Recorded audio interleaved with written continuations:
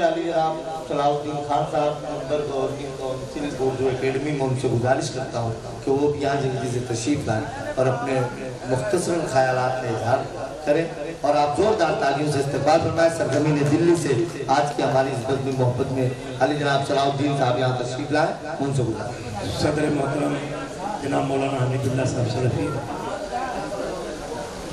N C پی کے विधान सभा अध्यक्ष शमीम खान साहब और इस मजलिस को आरास्ता करने वाले करीम खान साहब, उनको इसके अलावा मुअज़्ज़ज़ मेहमानान गिरामी, शोराए कराम और हाज़रीन मजलिस।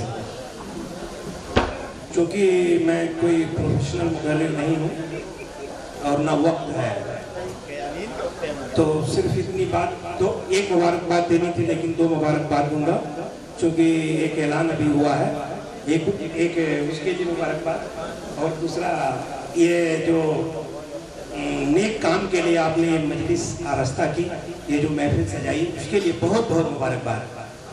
और उर्दू के तई भी ये खिदमत है, मुशायरे उर्दू जो ज़िंदा है थोड़ा बहुत मदरसों के हवाले से या फिर ये मुशायरों के हवाले से, तो ये हमारी जिम्मेदारी है कि हम उर्दू को ज़िंदा रखें, अपने कल्चर को, अपनी तहज़ीब को ज़िंदा रखें और अपनी शनाख्त बना के रखें, ये बहुत ज़रूरी है।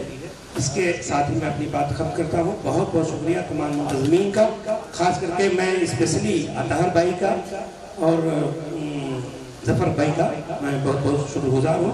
शुक्रिया।